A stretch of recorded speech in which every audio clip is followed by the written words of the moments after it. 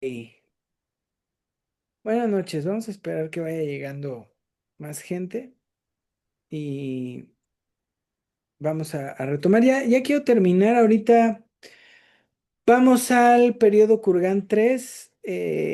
Fíjense, y antes de, digo, gastando un poquito de tiempo en lo que llega más gente, hice un proyecto que tenía que entregar para la cosa del doctorado, una propuesta de proyecto, un poco como centrando y como expandiéndolo más. Y estaba notando una cosa que está bien interesante del trabajo que hemos venido haciendo. Y es que, o sea, si uno busca la verdad sobre los indoeuropeos, pues cada vez está más claro que no hay verdad, ¿no? Hay un tipo gringo, pero se fue a vivir a Irlanda, a la del norte, ¿no? A la que es todavía del reino, donde todavía están acá locos, pero justo a Belfast, donde la Universidad de Belfast tiene muchísima investigación. Además de ahí de Belfast es Bell y Sebastian. Entonces, él se va a trabajar ahí a Belfast, lleva toda la vida trabajando en Belfast y se puso a hacer Él empezó a hacer investigación sobre las familias lingüísticas. Está bien interesante lo que hizo porque trató de establecer una hipótesis como muy propia de un árbol lingüístico y todo, y fue buscando, y todo se le fue yendo al carajo. Entonces tiene un libro que se llama Revisando los indoeuropeos, lo que un avance científico cambió de la historia, ¿no? Wow, wow, wow. El señor ya es un viejito. Moriría por hacer investigación con él. Moriría por hacer investigación con él. Escribe un libro tan dulce, pero tan dulce, fresco, espontáneo, bellísimo el libro del señor. Pero además, él termina diciendo, ya sabemos dónde viven los indoeuropeos. Y básicamente su respuesta es, bajo el sol. ¿No? Y ya sabemos desde cuándo están, desde que nos acordamos. O sea, es una maravilla porque le da una repasada no solo a todos los que han hablado de los indoeuropeos, sino están muy bien segmentados. Lo que han dicho los lingüistas, lo que han dicho incluso los supremacistas, y lo revisa, pero así meticulosamente. El hombre tiene 50 años haciendo esto. Es una cosa espectacular, espectacular. Pero la última parte le da una revisada a la cosa genética, ¿no? Y cómo lo genético trae un poquito más de cosas a la luz. Pero tiene cosas bien interesantes porque justo revisa hipótesis incluso de gente que dice que vienen de un planeta que gira del otro lado del Sol, ¿no? De otra dimensión. Está bien bueno porque pone cada cosa en su lugar. O sea, logra poner las hipótesis conspiracionalistas, al mismo tamaño que las hipótesis supremacistas y que las hipótesis generacionistas, ¿no? Espectacular el señor. Espectacular. Creo que dejó de ser gringo para ser belfastiano.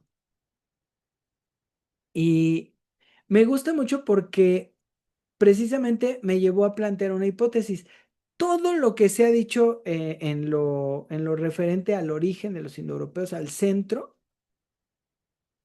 es debate nada más para pelearse, pero al mismo tiempo sostener que existe una verdad que todavía no hemos descubierto, pero que estamos en el camino. Y todos los que no están estableciendo un lugar originario de los indoeuropeos, están estableciendo otra cosa, la idea de que hay un método que nos permite acceder a los indoeuropeos. Entonces, todo el debate relativo a los indoeuropeos radica en método o Urheim Mat, ¿no? La patria originaria, y de ahí es todo debate, ¿no? Sobre construcción metodológica o sobre construcción del lugar originario. Sin embargo, lo que hemos venido nosotros planteando en estos 3 años, bueno, ya 2 años y pedacito, es que de la idea de los indoeuropeos más allá de que existan o no, podemos extraer las preguntas sobre la estructura, sobre el nacimiento de la cultura en el ser humano. Y por lo que veo, nadie más hasta el momento ha planteado algo así en lo relativo a los indoeuropeos. Entonces, muy feliz para mí decirles que no es que vayamos en el camino correcto, pero por lo menos estamos atreviéndonos a un camino que no ha sido planteado así con todas sus letras. Digo, seguramente ha sido explorado pues, en muchos momentos, pero el error que pudimos haber cometido era convertirnos en partidarios de uno de las tesis o plantear una tesis que se contrapusiera a las tesis que había. Y más bien nosotros lo que hicimos fue juntar todo lo que hay o a lo que tenemos acceso y plantear una nueva pregunta. Y lo bello, creo que es lo mejor de todo este ejercicio, es que no estamos haciendo al final una pregunta filosófica, pero tampoco antropológica, sociológica o historiográfica. Estamos haciendo una pregunta humana. Entonces estamos preguntando por el devenir humanos, ¿no? Que creo que es al mismo tiempo multidisciplinaria la pregunta y al mismo tiempo transdisciplinaria, ¿no? A lo mejor es un poco arrogante lo que digo, pero creo que estamos pudiendo plantear una pregunta afuera de la caja, como dicen, ¿no? Y bueno, eso me motivó bastante haber concentrado nuestro trabajo de estos 2 años y cachito en un proyecto.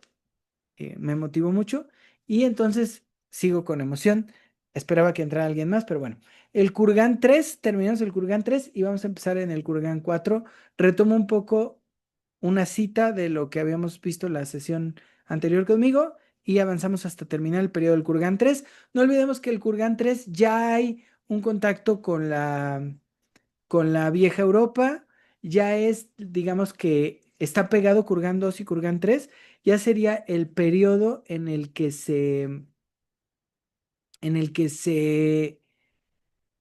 podría decir que se especializa o empieza a ver ya las marcadas diferenciaciones entre los diferentes grupos kurganes, que se supone que se mantiene el estilo kurgán, pero que ya empieza a haber grandes ciudades, ya empieza a haber presencia de lo que podríamos llamar ciertas figuras de líderes o probablemente ya el esbozo de algunas divinidades.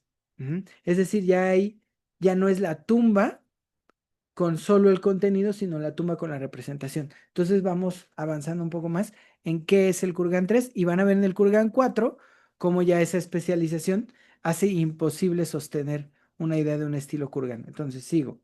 La cita que habíamos leído la vez pasada es, en este periodo, en el Kurgan 3, elementos kurganes se infiltraron en la cuenca alta del Danubio y gradualmente en el norte de Europa, territorio de la cultura de las vasijas con cuello de embudo durante las fases C y D. Existieron numerosas ligas con el oeste, centro y este del Cáucaso durante la fase 3 de los kurganes, que para Jimbutas fueron ellos quienes bajaron al Cáucaso y no la gente del Cáucaso que subió hacia la estepa. Ujú. Tiempo en el que estos pueblos deben haber cruzado las montañas del Cáucaso y se dispersaron por Azerbaiyán, este y norte de Anatolia y norte de Irán. Hoy que Irán está tan en la boca de todos, queda claro ese intento de minimizar la magnitud de la cultura persa, ¿no? O de lo previo, ¿no? Como si eso fuera producto del pensamiento kurgán. Es muy brutal. Hoy con el fuera máscaras y con el presidente de Estados Unidos diciendo pura estupidez solo porque se le ocurre, o sea, teniendo ocurrencias de guión de una mala película de Chuck Norris. nos queda cada vez más claro que de alguna manera hoy, hoy, hoy vemos que se tapó mucho tiempo, que en la región del Cáucaso Sur, había algo que probablemente precedió, que probablemente fue antecedente de de los grupos que hoy conocemos como kurganes o como los grupos de la vieja Europa, que tanto le gustan a Jimbutas, eh, y que desde mucho antes esa gente migró y hoy quizá podríamos decir que incluso llevó ciertos rasgos culturales o preculturales a a las regiones que eventualmente se habrían convertido en en la vieja Europa.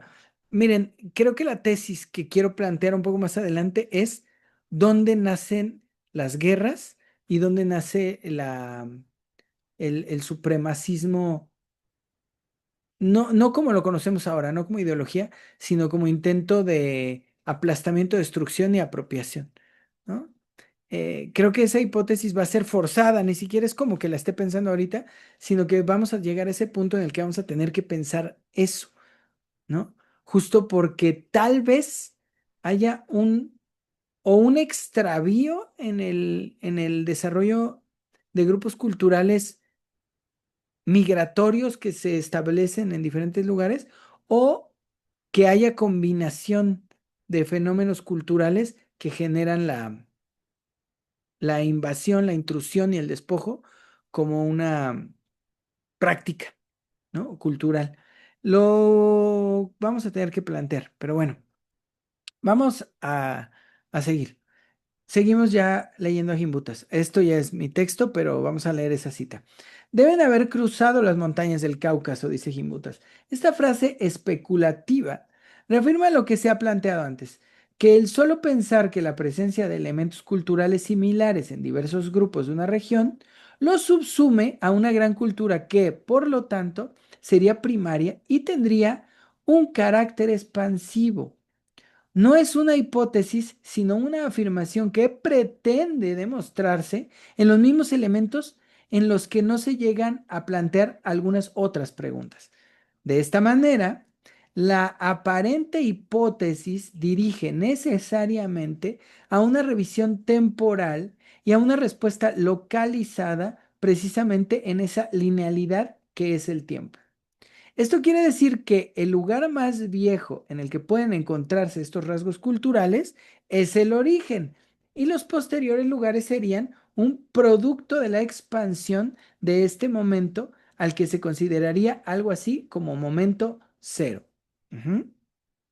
Que podríamos estarnos planteando como una forma de establecer un mito originario. Pero, si fuera distinto, si esto no fuera una onda expansiva, sino un acontecimiento posible y corriente regional e incluso humanamente, o sea, posible como humanos, un elemento puede llevarnos a pensar en la adaptabilidad, la eficacia de la agricultura en comparación con el pastoreo y la recolección. En los grupos agricultores que preexistían a los grupos kurganes en la región, se ha hablado de la posibilidad de una sobreexplotación de la tierra e incluso de una aridización que no fue del todo atribuida a ningún fenómeno en particular, pero que podría haber respondido a causas humanas y ello podría haber determinado las alternativas y posibilidades para habitar la zona. Gimbutas habla de un grupo de la zona de los kurganes, de la zona de la estepa, que eran agricultores y que parece que por sobreexplotación de la tierra no es que se extinguieran, pero se tuvieron que mover de la región. Ujú. Y que probablemente se juntaron con con los kurganes cuando llegaron por allá. Hay otro caso que yo no conozco muy bien, pero creo que podríamos empezar a explorar más adelante, acá en Perú, lo que pasa en Nazca, que es un grupo cultural. que al parecer por una sequía importante y duradera tuvieron que emigrar y dejaron los grandes dibujos que hay y algunas edificaciones en la zona y que si nos ponemos un poco científicos podrían ayudarnos a rastrear no solo una migración, sino un fenómeno y lo que ocasiona. Pero si nos ponemos un poco más serios, Jaime Maussan dice que son mensajes a los extraterrestres. Y creo que él tiene una verdad más creíble que la que podríamos plantear desde las cienciuchas de nuestro tiempo, ¿no? Entonces, bueno, valdría la pena rastrear qué pasó en Nazca, aunque no sea por explotación o por sobreexplotación de la Tierra, habría que ver este fenómeno migratorio y lo que resulta del fenómeno migratorio, ¿no? Si hay un cambio identitario en los grupos, ¿no? Si hay una pérdida de la memoria y por lo tanto haya una generación de otra forma cultural más adelante en otra posición. Tenemos mucho que rastrear en ese sentido. Por ejemplo, si pudiéramos retomar aquel texto, aquel seminario de Moisés, es la idea, migrar para robar la memoria y luego establecer un nuevo fenómeno cultural, ¿no? Una nueva identidad cultural, eh, pero en el caso de Moisés, artificial y ya fabricada con elementos muy precisos, que es la lengua, que ahí hablábamos de la lengua, la tierra, no como un lugar que se habita, sino como un lugar que se promete, ¿no? eh, la experiencia de lo divino, que tienen ya evidentemente la imposición del dios Yahvé y que tiene muchos nombres. ¿Cómo recuerdo ese seminario? Si recuerdan quienes estuvieron a lo largo del Midrash, que es la versión, no es cierto, del libro de Yazar, que es aquella preversión del Pentateuco, y lo maravilloso es que sin decir, Yahvé va cambiando el nombre a lo largo del texto. En momentos muy específicos tiene diferentes nombres y no está explicado ni se habla del cambio de nombre, sino verdaderamente solo de repente pasa de ser Elohim a ser Yahvé y recuerdo poco, pero hay por lo menos como tres o cuatro nombres que revisamos en aquel momento, ¿no? Entonces, sí vale la pena porque tenemos lo que pasa en Nazca, tenemos lo que pasa artificialmente en el Pentateuco, tenemos, si no me equivoco, y ahí Octavio me ayudará si puede, según yo hay grupos de mayas que también terminan dejando una región por sobreexplotación y por aridización de la tierra y eso se puede rastrear y creo que podremos incluso localizar fenómenos culturales relativos a eso, pero creo que tendríamos que establecer primero nuestro método, ¿no? De acercamiento, de aproximación al fenómeno y luego ya hacer casos concretos, que esto implicaría hacer grupos de trabajo ya mucho más grandes porque tendríamos que especializarnos en casos concretos. Para eso necesito eventualmente poder decir, hemos establecido este método que creo que un poco con cierta,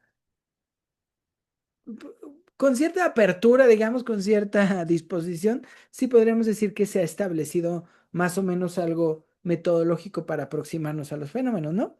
Sería un poco una cuestión antropológica histórica, ¿no? Y a lo mejor con tintes sociológicos, no lo sé, ¿no? Habría que ver, pero eso nos podría hacer revisar los casos para fortalecer la cuestión, no me gusta la palabra, pero la uso, ¿no? La cuestión metodológica de el sistema de lectura que estamos estableciendo para ver si a partir de ahí podríamos pescar fenómenos concretamente humanos, no de culturas específicas, sino acontecimientos humanos que reafirmaran la, la, el fundamento de los elementos que constituyen el territorio de la cultura como una posibilidad. Pero bueno, eso es una aspiración. Supongo que para cuando alguien decida pagarme como investigador y que no tenga yo que trabajar para luego en el verano leer libros. Pero entonces, bueno, hay que tener en cuenta esto, ¿no? Que Gimbutas sí habla concretamente de un grupo eh, de, de la región de la estepa que eran agricultores y que no prosperaron porque se acabaron la tierra. Ahí llegaron los kurganes, ¿no? Y es importante porque no son ellos los que terminan con el grupo, sino el grupo con la explotación de la tierra. Contrariamente, los pastores y recolectores no parecen evidenciar situaciones similares en términos de agotamiento territorial o de migraciones forzadas, y sí, por el contrario, abren la posibilidad de exploraciones territoriales más amplias, aunque no con la conquista como opción o como vía, sino por ciertas facilidades que permiten la exploración y el reconocimiento de grandes terrenos como modo de vida. La más importante, el uso del caballo. Y la ventaja del pastoreo, que permite llevarse con ellos grupos de animales sin tener que encerrarlos o forzarlos. Aunque esta idea podría abonar e incluso sugerir que ciertamente es posible la expansión territorial de un solo grupo, también abre la posibilidad de que diversos grupos hubieran mantenido ese tipo de conductas, definiendo el territorio cultural por esas conductas, es decir, por eficacia adaptativa, lo que, por un lado, abriría la posibilidad de mostrar y compartir esta conducta con pueblos agricultores y, por otro, podría abonar a la demostración de que cualquier grupo con características similares pudiera haber desarrollado conductas y, por lo mismo, figuras culturales similares.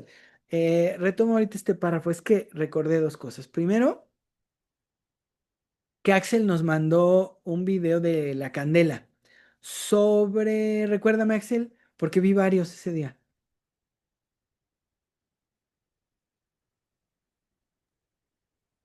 sobre la, sobre la esclavitud, ¿no? Que tiene que ver con un proceso natural. ¿Sí fue ese? Sí, Es que no me acuerdo si fue ese, pero después vi que la mujer estuvo viendo unas investigaciones que hay sobre la eficacia de la cooperatividad. Ah, claro, claro, sí, sobre el sometimiento y la cooperatividad. Está bueno, bueno, bueno. El video está X, es la clásica divulgadora que va a ganar dinero de la divulgación y nos permite acceder a ciertos artículos, aunque los revisemos superficialmente. Pero la tesis está muy, muy, muy espectacular. ¿Por qué? Porque todos los animales que matan, que exterminan, que aniquilan a otros para apropiarse del territorio, todos tienden a dañar la continuidad territorial y la continuidad de la colectividad. Ajá. O sea, terminan autodañándose y terminan o disminuyendo las poblaciones, o deteriorando las poblaciones, o de plano extinguiendo las poblaciones. Y contrariamente, en la naturaleza, la cooperatividad genera cierta circularidad de todos los procesos naturales, de la alimentación, de la procreación, e incluso del control de las poblaciones, y permiten la prosperidad, la expansión, pero principalmente permiten que los grupos perduren a lo largo del tiempo. Una maravilla lo que plantea esa mujer y da la referencia del artículo, ¿no? Que revisó, que no tuve tiempo de buscarlo, pero creo que valdría la pena. ¿Por qué? Porque justo ahorita que leí este párrafo recordé una cosa.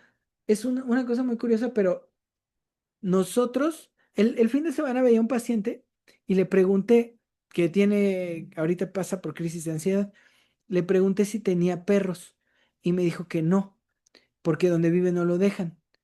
Y me dijo que tenía mucha necesidad de un perro. Dice, yo siempre crecí con perros y los perros son parte de la casa, son una compañía, son algo que te hace no sentirte nunca solo, ¿no? Y ahora que avanzamos por acá, dije, claro, o sea, estamos buscando rastros de esto cuando los rastros están con nosotros. Nosotros tenemos al perro, al gato, al pájaro, a la gallina, depende de de la magnitud del lugar en el que estemos. Digo, Alejandra no me dejará mentir, ella conoce gente que convive con las vacas y que las vacas son caprichosas y que son tratadas muy bien y que son parte del grupo que tiene nombre, que no son las vacas que se comen, ¿no?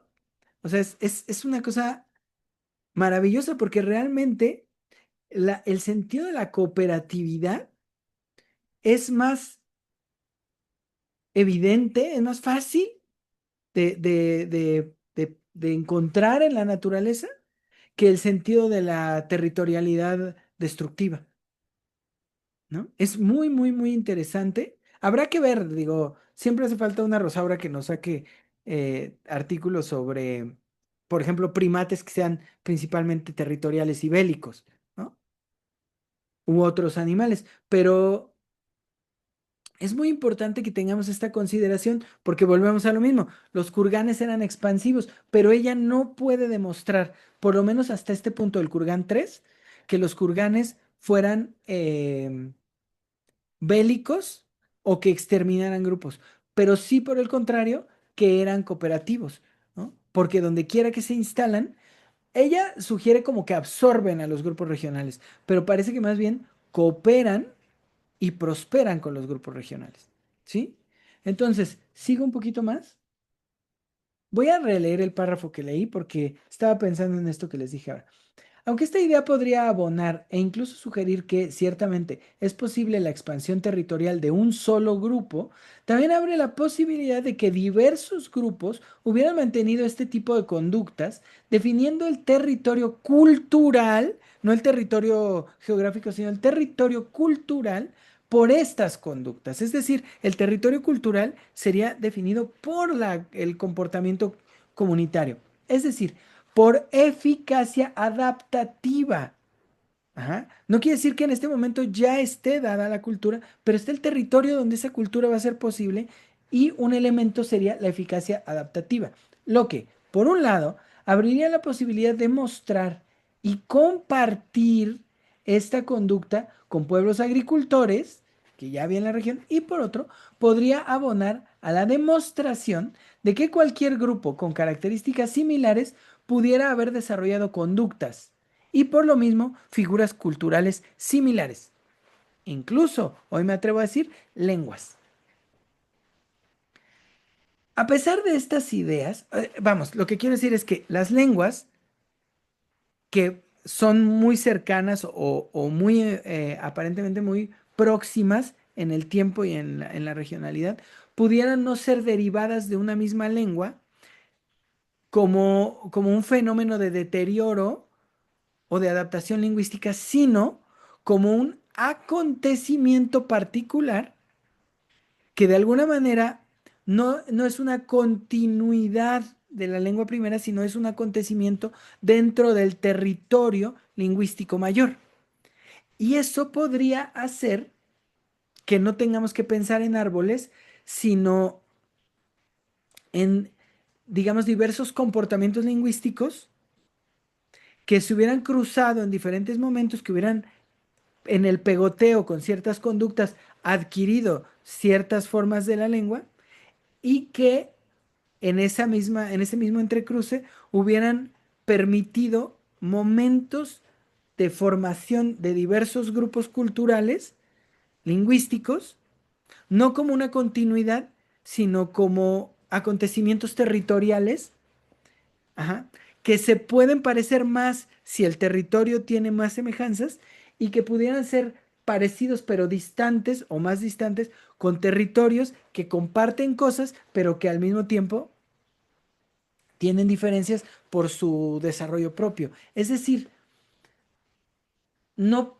no sería pensar en un origen y luego en diferentes eh, variaciones de ese origen, sino en una serie de conductas entre las cuales la lengua era propia, cruces, adquisición sin cultura, ¿no? Pensemos que sin cultura, adquisición de figuras lingüísticas, no, probablemente palabras, probablemente eh, en sentido nominativo, que eventualmente hubiera emergencia, por ejemplo, de rasgos culturales, luego hubiera cruce que no necesariamente es de una cultura con otra, sino de una emergencia cultural con a lo mejor algo conductual que todavía no se distinguen radicalmente.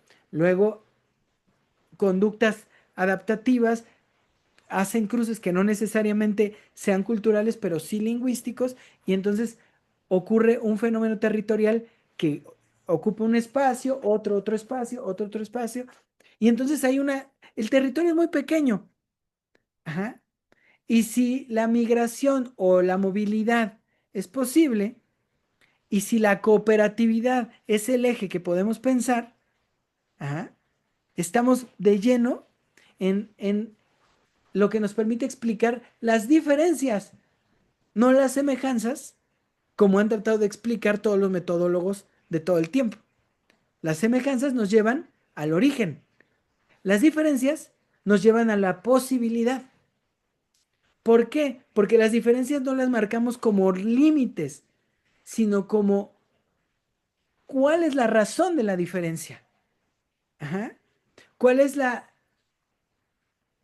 cuál es el fenómeno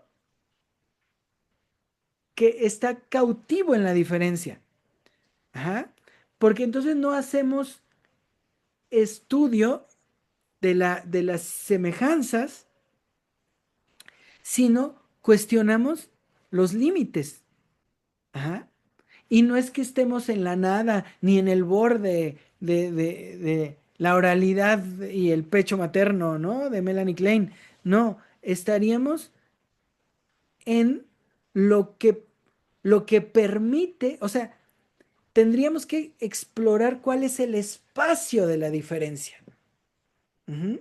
No cuál es la diferencia, sino cuál es el espacio de la diferencia. Porque pensemos que el espacio de la diferencia no sea el deterioro natural de las lenguas o la movilidad natural propia de las lenguas que explica Saussure, sino eh, el acontecimiento cultural. Ujú.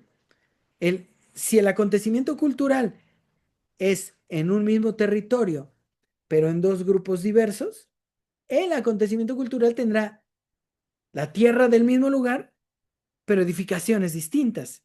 No hablo en lo literal, ¿no? Sino tomándolo como metáfora. Es decir, de alguna manera, la diferencia no sería que se alejaron hablando la misma lengua. La diferencia sería que ocupaban el mismo territorio, que probablemente tenía la lengua como una conducta adaptativa, ¿no? Y no la lengua como un sistema gramatical, sino la lengua como manifestación, ¿no?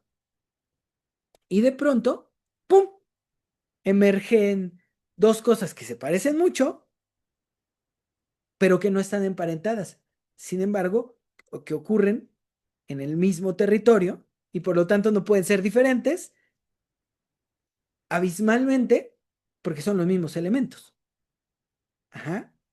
Es demasiado simple, porque eso nos explica cosas desde lo más chiquito hasta lo más grande.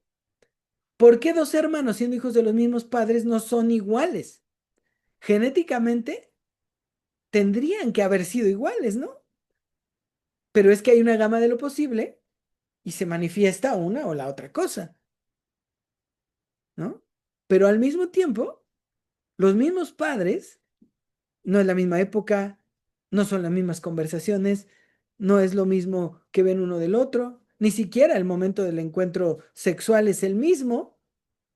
Entonces, todo es lo mismo y sin embargo los hermanos terminan siendo diferentes.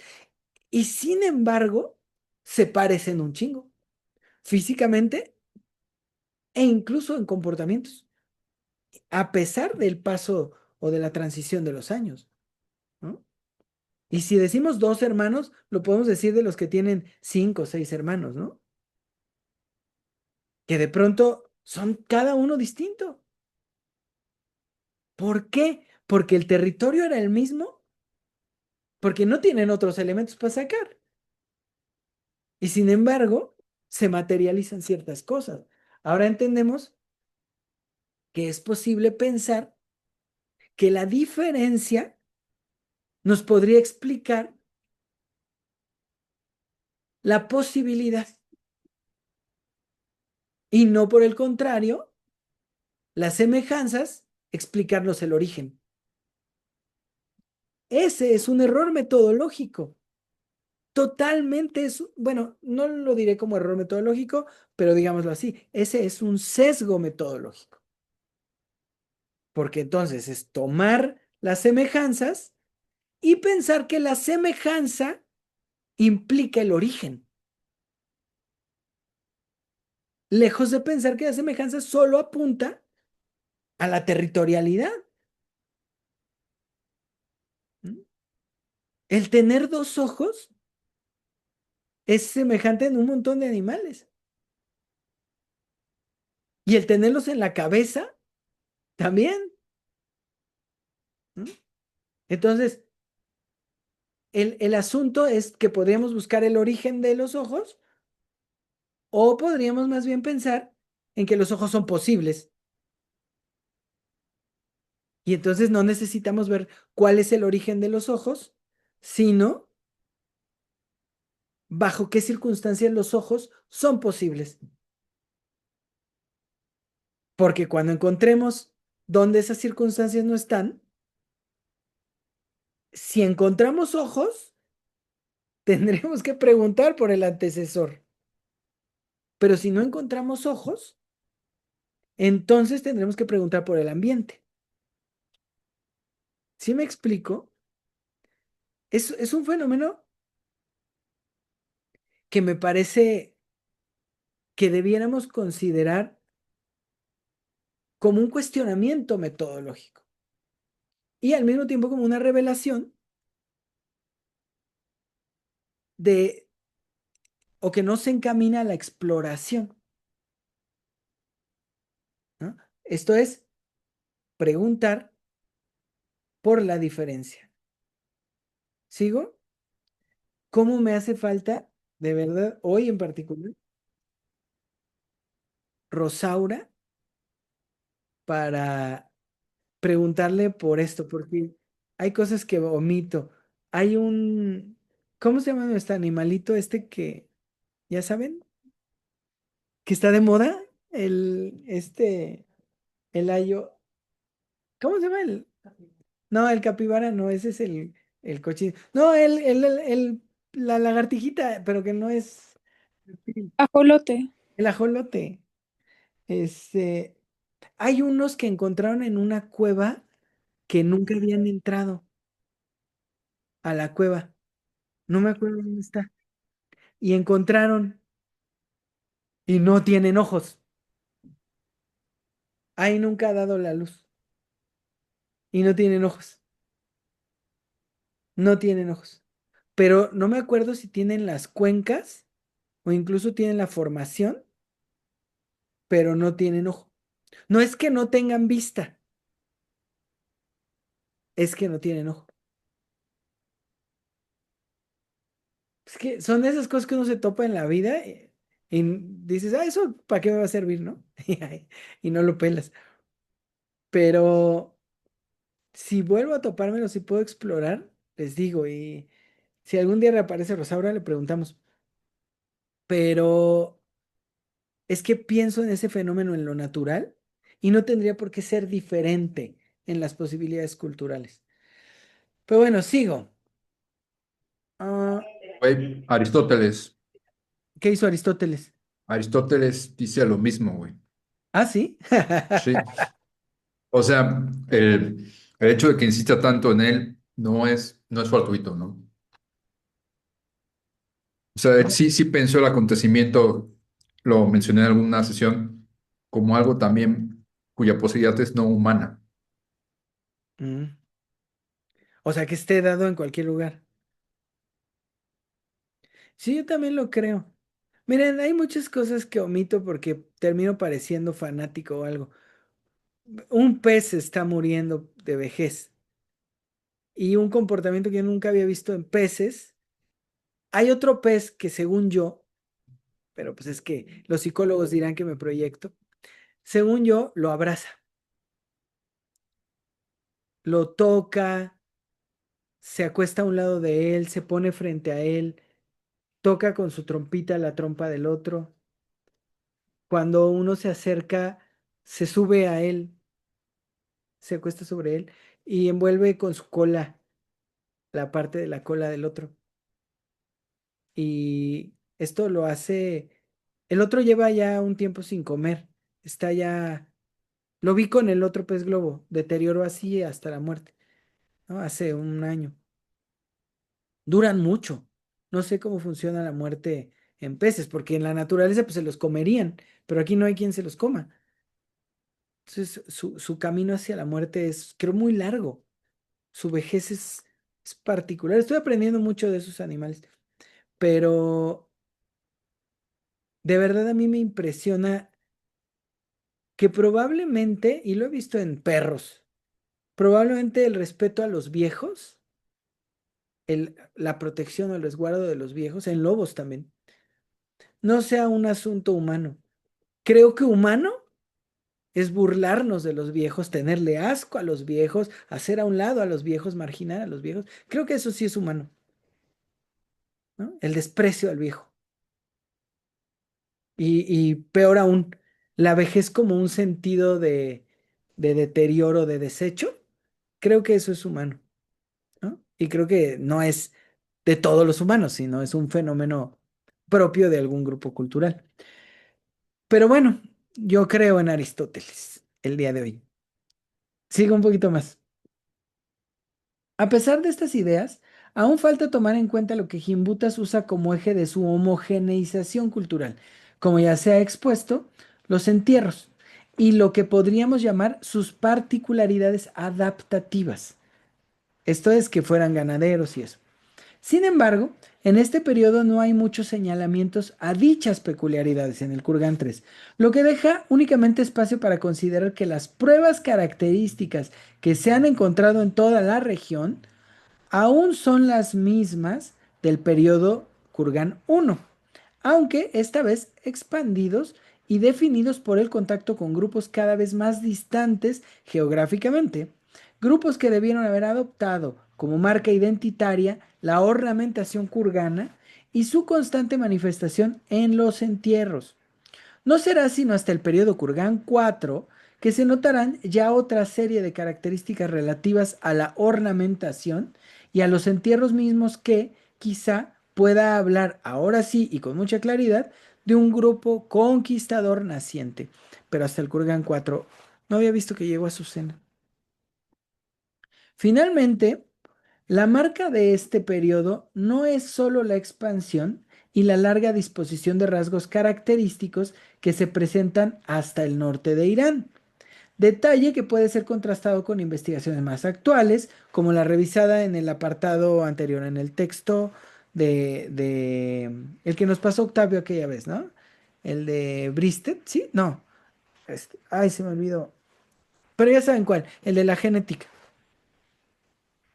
sino que en muchas regiones donde aparecen estas huellas, los pueblos que anteriormente habitaron la región desaparecieron en muchos de los casos, dejando únicamente algunas marcas de su estancia grabadas en las adquisiciones particulares de los pueblos con estilo kurgán o que se fusionaron con ellos, y pues lo que quedó fue huellitas del otro más huellas tal vez de la eficacia del comportamiento kurgán, pero no de una cultura, ¿ok? Quiero entender, o más bien quiero hacer entender que hasta ahorita no podemos asegurar que sea una cultura que se impuso, sino simplemente ciertas conductas que funcionaron adaptativamente. Ujú. Ahora, eh, hasta el momento no hay esbozos de dominio bélico, o por lo menos Gimbutas no ha hecho mención de ello. No en este periodo. No parece haber marcas de sometimiento ni de exterminio, como podría pensarse de un grupo que abarca tanto territorio en tan poco tiempo y que pobló las regiones que ya estaban pobladas anteriormente. Con la información que se tiene hasta ahora, no es posible aún llegar a conclusiones sólidas, aunque se podrían anticipar algunas hipótesis. En primer lugar, sabemos que los grupos kurganes no son, en sentido alguno, agricultores, y sí, en cambio, pastores. Ujú. Principalmente en relación con el caballo, animal que los acompañaría en sus largas expediciones y desplazamientos. En cuanto a su economía alimentaria, por lo tanto, es posible suponer que mayoritariamente se basaba en la cacería o en cierta relación de conocimiento del comportamiento de algunos animales, porque sí se los comían. Siendo estas, evidentemente, sociedades no industriales, no es difícil suponer que la sobreexplotación de animales no es un fenómeno que pudiera haber frenado el crecimiento de estos grupos. Contrario a lo que sí parece haber sucedido con grupos agricultores que dependen no solo de la tierra, sino de los periodos estacionales y propios de los cultivos. Curiosamente, que probablemente sí dejaron huellas de explotación excesiva en los grupos que habrían cedido paso, ya sea a los grupos kurganes o a sus prácticas adaptativas. Además que en la tierra, la agricultura sí deja huella. Mm, Bueno, el hecho es que hasta el momento, es que me acordé, los kurganes sí sembraban, pero no eran agricultores. Echaban semillas de ciertas cosas allí, ¿no? Como no sé quién que echa aguacates en todos lados y luego hay que estar buscándoles lugar. Las echaban y salían, nada más. No las cuidaban ni nada, pero sí, perdón, incluso se llegaron a llevar semillas a otras regiones. Ajá, pero no con la finalidad de agricultura en forma, sino realmente de echar semillas y luego dejar, ¿no? Lo que había ahí. El hecho es que hasta el momento y sin apresurar conclusiones, lo expuesto por Gimbutas habla de una sociedad que comienza a dejar huellas de la consideración de la individualidad y del posicionamiento social, de la misma manera que de prosperidad y eficacia adaptativa, quizá de practicidad conductual y finalmente de una gran capacidad y apetito exploratorio con resultados expansivos, aunque manteniendo aún la duda sobre una verdadera homogeneidad grupal o mínimamente resultado de un origen común. Entonces, puede concluirse que los periodos 2 y 3 de los kurganes, que de los periodos 2 y 3 de los kurganes se rescata la rápida y extendida expansión y, entre comillas, conquista de amplios territorios, el contacto con diversos grupos no kurganes de regiones cada vez más lejanas y la desaparición.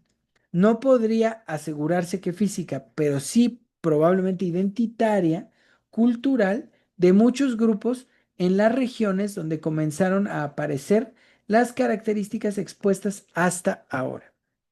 De esta manera, no será sino hasta el Kurgan 4 que se podrá observar una organización identitaria más clara y probablemente el desarrollo de conductas bélicas en los grupos asociados a los kurganes. Ahora, si unos grupos, pensemos que están en la parte de la estepa, ¿ok? Tienen montañas y ríos alrededor. Y pensemos que hay una salida, que los grupos caminan y caminan y caminan. Según yo, tengo que explorar bien el mapa. Hay dos salidas. Una, digamos que en la parte alta o occidental y otra en la parte oriental baja. Digamos relativamente fáciles. Sale un grupo por ahí, ¿no? Que andaban caminando y salen. Más adelante sale otro, más adelante sale otro y por abajo salen otros, que además es por donde creo que llegaron los grupos, los iranios, ¿no? Y se instalan donde sea. ¿Qué tienen cosas de cosas en común? El uso del caballo, ¿no? Que esto se estuvo gestando durante muchos años en la región. El uso del caballo, la, probablemente el portar algunas semillas, el tipo de entierros, lo que ustedes quieran. Ujú. Este grupo se cruza con un grupo de por acá. Lo que va a ocurrir no es que todos los grupos van a adquirir las características que adquiere este grupo, ni siquiera lingüísticas. Ajá. Este otro grupo se cruza con otro grupo por acá. Va a pasar el mismo fenómeno. Ajá. Y digamos que pasa esto 5 o 6 veces. El grupo ABCD eh, generan formas culturales particulares. ¿Es un grupo Kurgan que los conquistó? No. Es un fenómeno conductual que en apoyado en la cooperatividad, todo esto es hipotético, apoyado en la cooperatividad colectiva, eh, generó figuras culturales concretas. Ajá. Acá.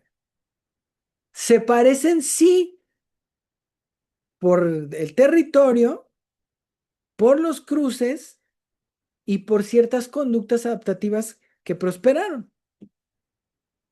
¿Eso nos podría hacer pensar en un único grupo Kurgan que conquistó? No, no podemos, no se sostiene la idea de que un solo grupo conquistó,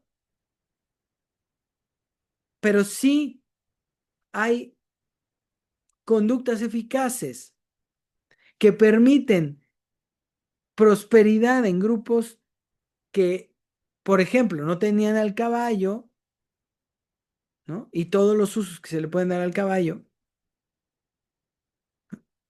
y toda la experiencia de las largas o prolongadas migraciones, pues probablemente adoptaron sin mayor reserva estas conductas y dejaron marcas de lo propio. Ujú. Marcas que, claro, no están exploradas ni por Gimbutas ni por los otros arqueólogos de la tradición, porque lo que buscan es lo que desapareció y lo que perduró, pero no buscan marcas culturales.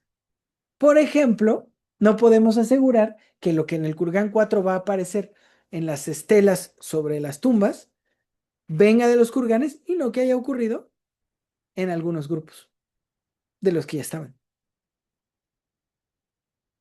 Ajá. O cierto tipo de adorno, que no podríamos decir si escritura o no, pero no podemos decir que no ocurrió viniendo de otro grupo. Pero como se está buscando entender cuál es el daño que hicieron los kurganes en el mundo, pues va a ser muy fácil clavarnos con, vean cómo se exterminó a todos los demás. ¿Mm? Cuando la verdad es que, por eso he sido tan insistente. Cuando un grupo migra, no podemos asegurar que migra una cultura. Podemos asegurar que migran conductas, pero no podemos asegurar que la cultura migra con ellos.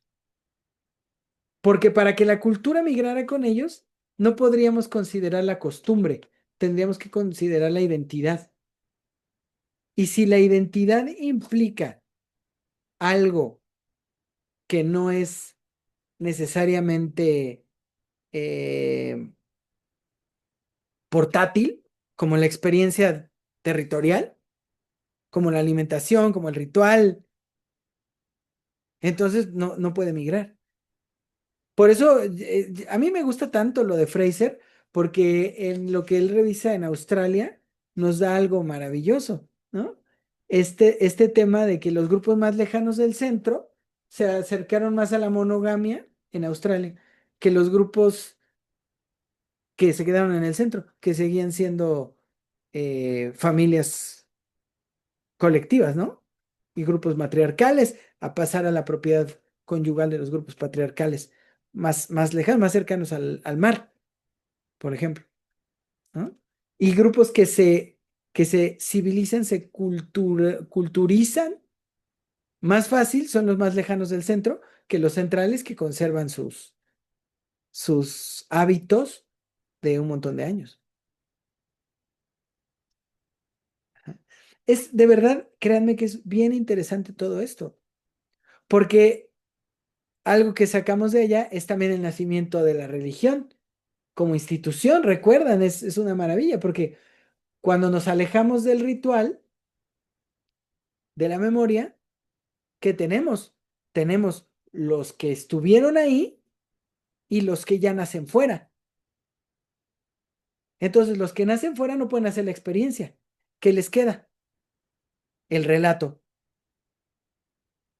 Ajá. Entonces, el relato ya divide a la población en dos, los poseedores del relato y los que adquieren el relato. Esa diferencia poblacional también termina generando lo siguiente, ¿no? Los herederos del relato y los terceros, que serían los que son escuchas de quienes escucharon el relato de los que estuvieron ahí. El nacimiento de las élites en los trabajos de Fraser, en lo que hicimos de Fraser, está claro ahí totalmente, ¿no? La institución religiosa nace en esta pérdida de la experiencia, nacimiento del relato y de la propiedad del relato. Ya habrá los que pueden relatar y los que tienen que creer en el relato. La institución religiosa, lo decía yo en su momento, es deterioro de la experiencia, no es otra experiencia. Que claro, ahorita podríamos decir, también puede ser la génesis de una nueva experiencia, ¿no? Porque ahí en la institución religiosa también nace la filosofía. No todas las filosofías, evidentemente, pero van conmigo hasta ahora. O sea, lo que trato de decir es que es en el revisar las características de un periodo Kurgan, podríamos ser unos creyentes totales de, como si estuviéramos en un zoológico y nos dijeran el panda es de aquí para acá de negro y de aquí para acá blanco. Tendríamos que ser creyentes. Pero cuando revisamos, no se sostienen. Las características necesitan forzar las diferencias. Es simple. Y necesitan omitir las diferencias al interior de las características. El Kurgan 4 es una bestialidad en esa dirección. Lo van a ver, porque Gimbutas va a tener que sostener su Kurgan 4, lo va a tener que sostener totalmente su Kurgan 4 en omitir las diferencias. Y no con los otros Kurganes 4, sino con el Kurgan 1, el Kurgan 2 y el 3. Por favor, coméntenme hasta acá. Quería empezar el Kurgan 4 ahorita, pero creo que es buen tiempo para discutir un rato. Bien, Doc. Por ahí de julio del 24, creo que sí fue por ahí de julio en las primeras sesiones, yo te pregunté que si el indoeuropeo podría ser la adaptación de las lenguas para entenderse. Estás hablando de adaptación. De conducta adaptativa, Sí, de pero hecho, a la naturaleza. ah, conducta adaptativa a la naturaleza. Entonces,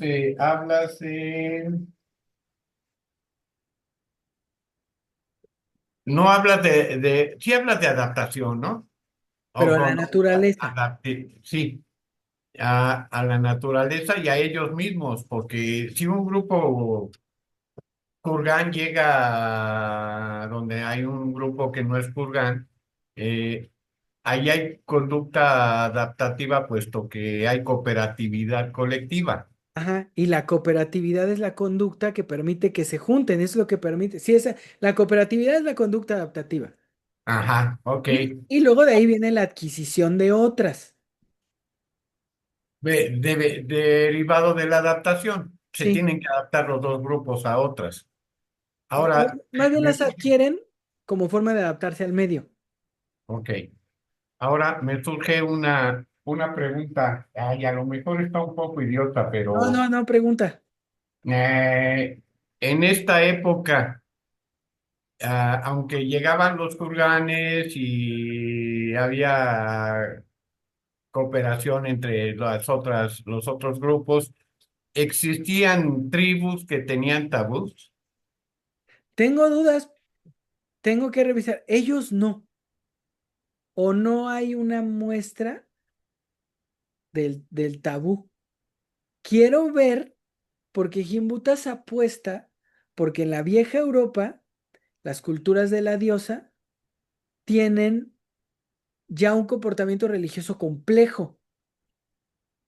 Y ahí puede ser, pero necesito entrarle de lleno a eso, puede ser que sí haya eh, tabú.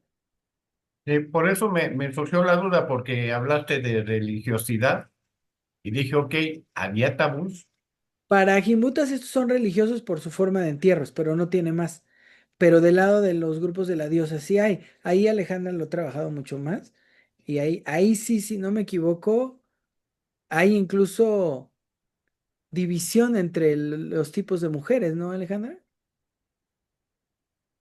Sí, pero es que eso sí ya son religiones complejas, ¿no? Ahí sí. ¿Mm? Y no sé si se llamarían religiones incluso. ¿Mm? Pero sí es un comportamiento ya, una organización social, ¿cómo decirlo?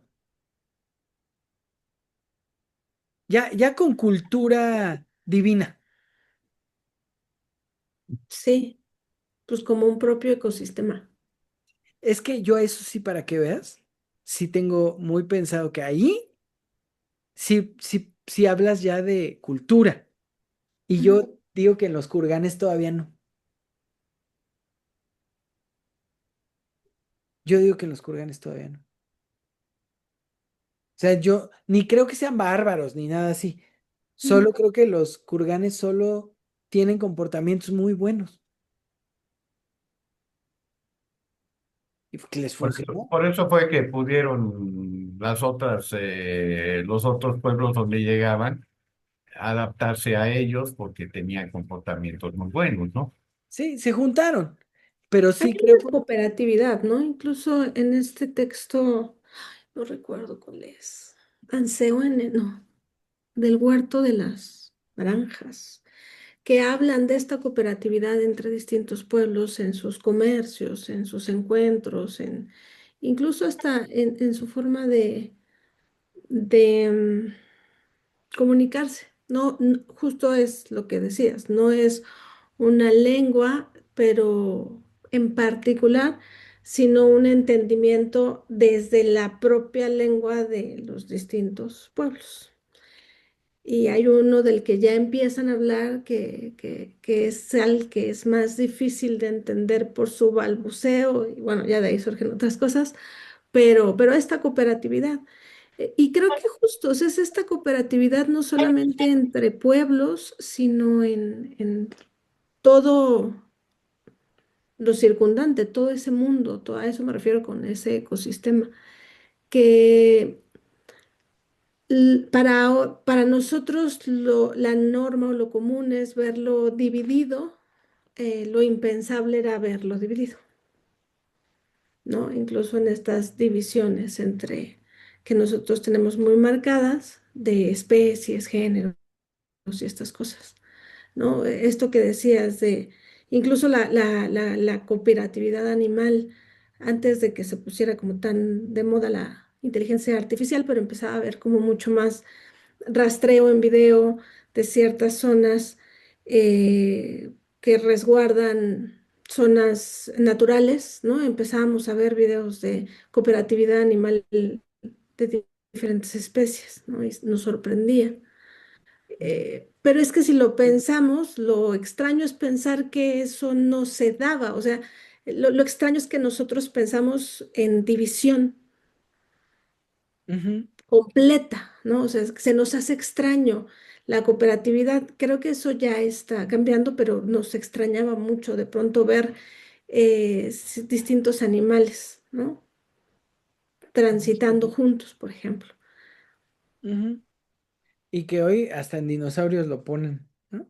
Que caminaban en bolas de diferentes dinosaurios. Sí. Yo, Sí, por eso, déjame terminar un poco con lo que decía Ajas. Yo creo que del lado de los kurganes no voy a poder sostener una religiosidad, por lo tanto, no creo que haya forma de decir si tenían, como preguntaste en algún momento, totemismo, y tampoco puedo asegurar que haya tabú, pero sí creo que en los grupos con los que se juntaron, sí se toparon con eso.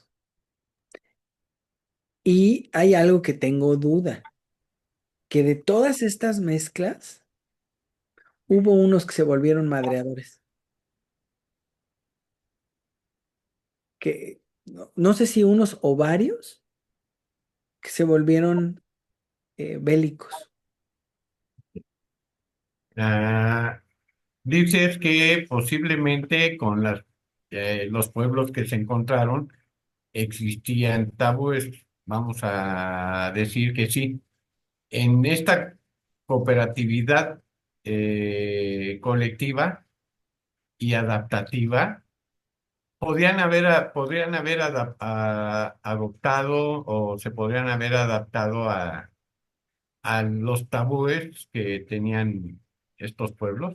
Sí, de hecho eso sí estoy seguro, porque en el mitos griegos, Graves hace un repasón de las tres oleadas, ¿tres? Sí, de los grupos griegos que llegan a la zona de los Balcanes, que son, primero están los minoicos que suben de Creta, y entonces llegan los famosos micénicos, que ya traen un panteón de dioses masculinos y se mezclan. Luego, si no me equivoco, llegan una primera oleada de dorios. Creo que sí es así, ya tiene rato. Creo que debe estar en el seminario de Platón que subí.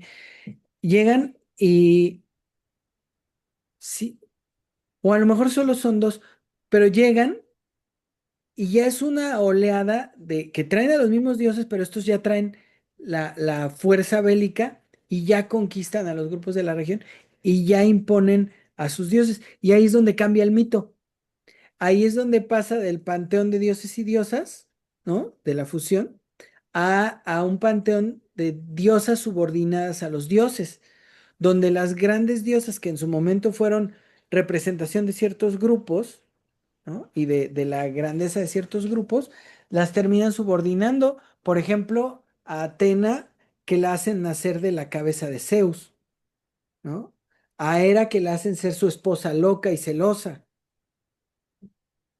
Terminan generando esta subordinación, que ya es más bien la manifestación de, de la conquista de unos a otros. O sea, primero se funden y como que adoptan cuestiones de la religiosidad de unos y otros, pero después vienen e imponen y modifican.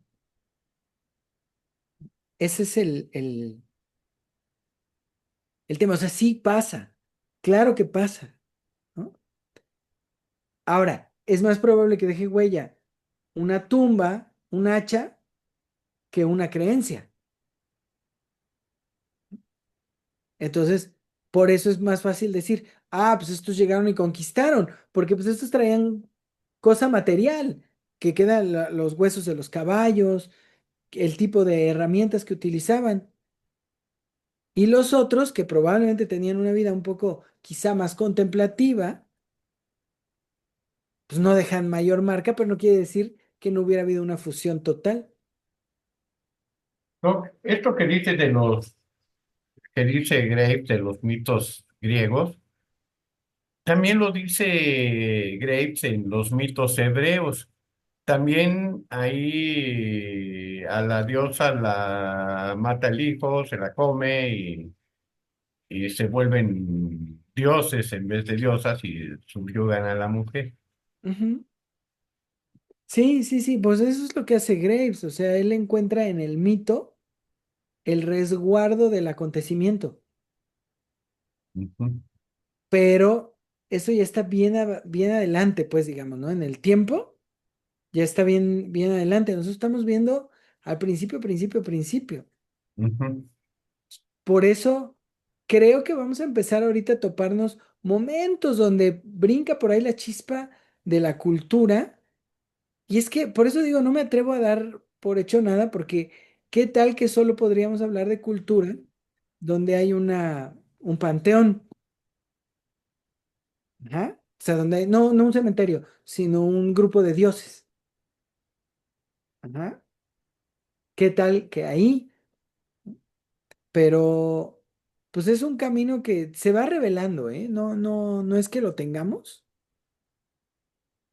se va revelando. Vamos a ver ahorita el Kurgan 4 ya nos va a dar todo lo que necesitamos saber de la aparición de la religiosidad en los grupos kurganes. Pero hasta ahorita, y creo que lo que hay que puntualizar es que hasta el Kurgan 3 no hay marcas de religiosidad. Y sí hay tendenciosidad de Jimbotas.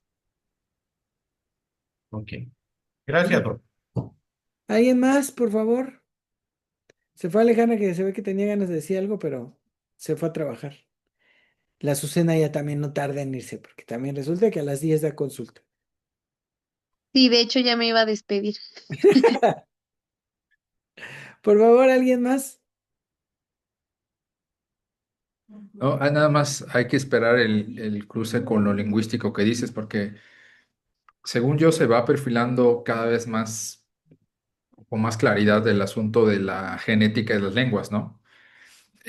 Una amiga que tengo que es antropóloga física me dijo que hay como una fórmula que hicieron o están haciendo basada en una teoría, los patronímicos, ay, es que se me fue el nombre, la adopción de nombres de clanes Ujú. está relacionada con la transmisión de genes.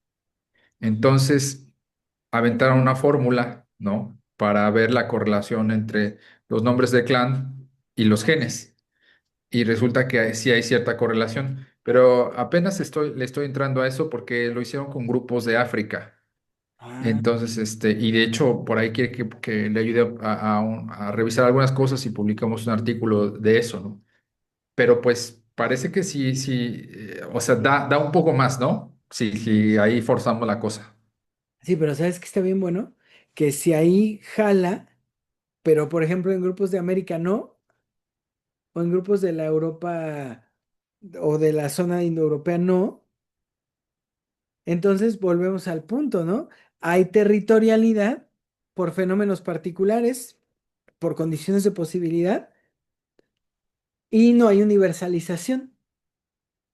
Apenas le está dando vueltas a esto, Octavio, porque yo creí que iba a encontrarme totemismo en todos lados.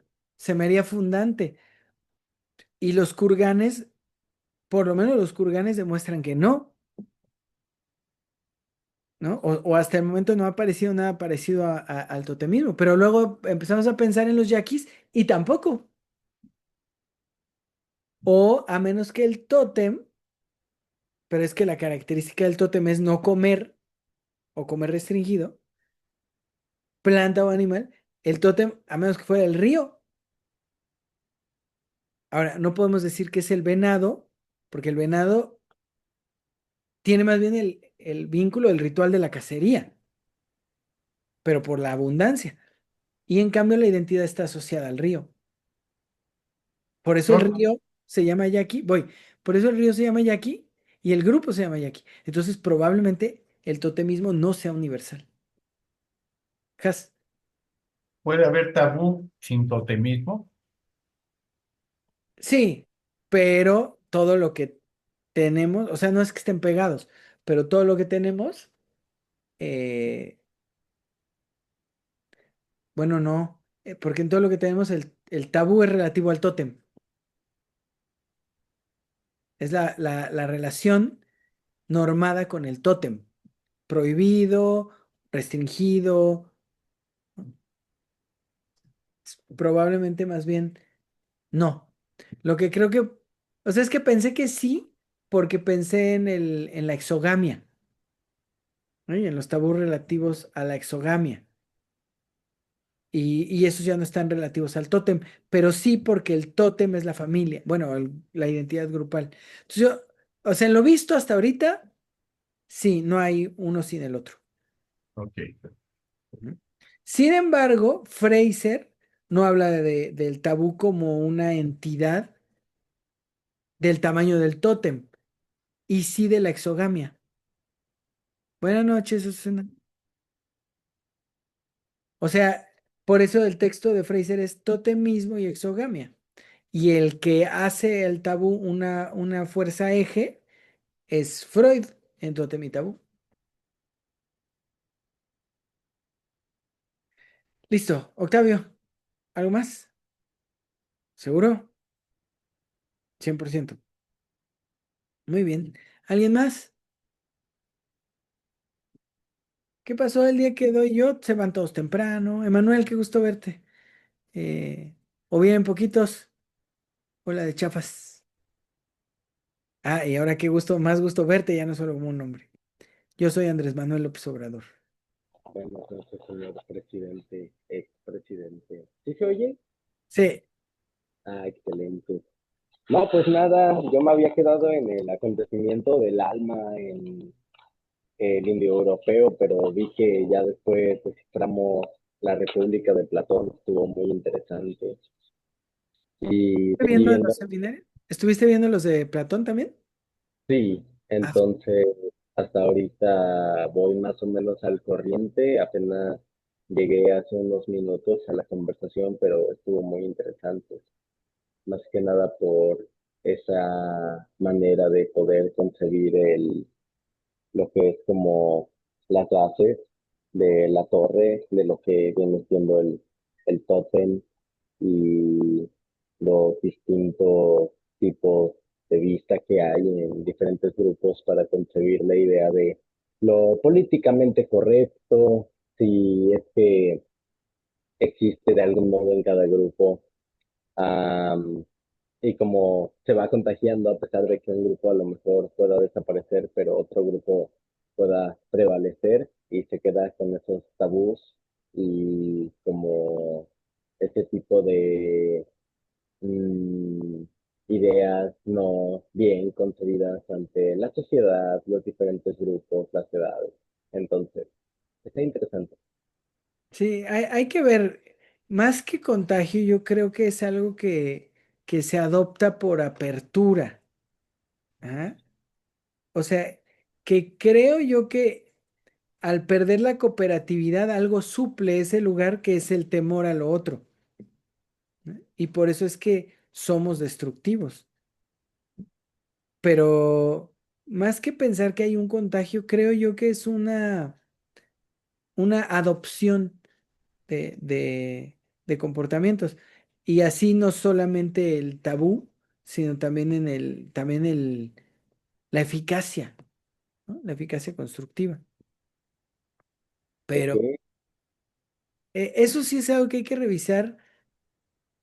Es que al final es un objetivo del trabajo, ¿no?